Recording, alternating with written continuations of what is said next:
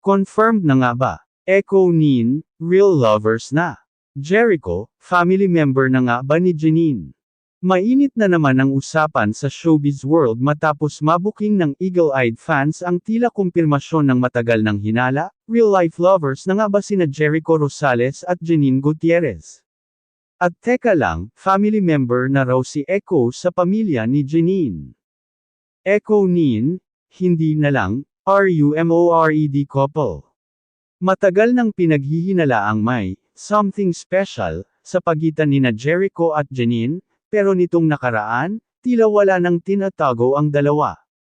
Mula sa sweet photos nila sa Dubai, hanggang sa mga intimate glances at tawagan nilang love at babe, lumalakas na ang hinala ng publiko na opisyal na nga ang relasyon.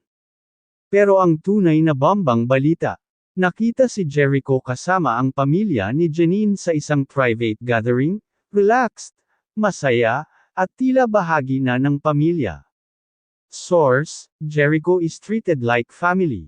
Very warm ang welcome ng mga Gutierrez.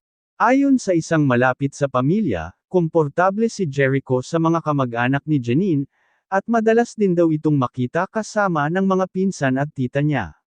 He's not just a guest anymore. He's family, ayon sa source. Fans, Echo Nin is real. MAGPO propose na ba si Echo?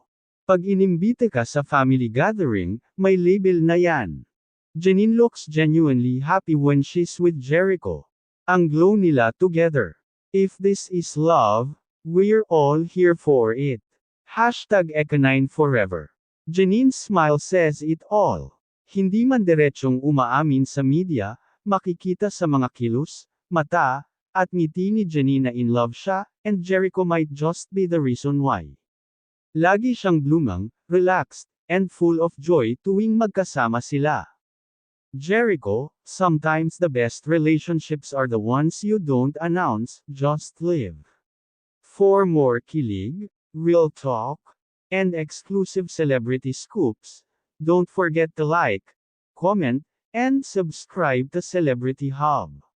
Dahil sa mundo ng showbiz, kami ang iyong ultimate source ng tunay na kwento at kilig walang kapantay.